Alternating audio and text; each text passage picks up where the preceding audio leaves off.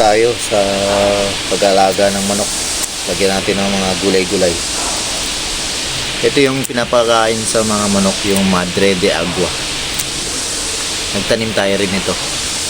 Ayan, chop-chopping ko lang, tapos haluan ko lang feeds nila.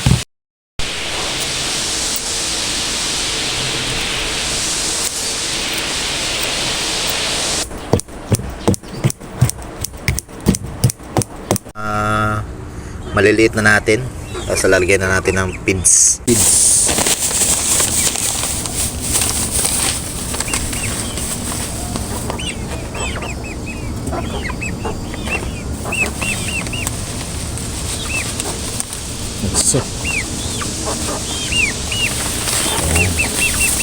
Konti-konti lang yung feeds para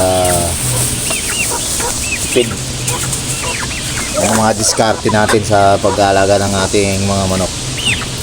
Ayan, tapos halo-haluin lang natin.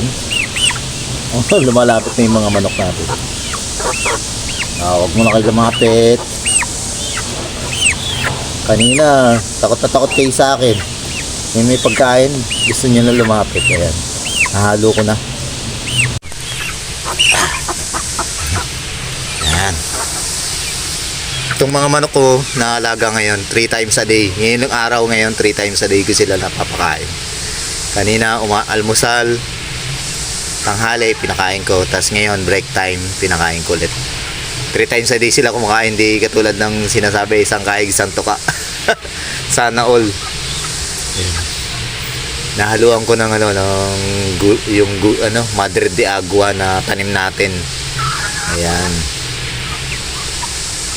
Siguro naman nakakain pat nakakukuha nila yung yung gulay.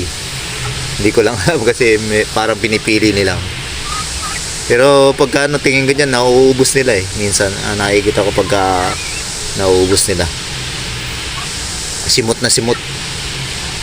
Ayan, thank you for watching mga idol. Ayan. God bless.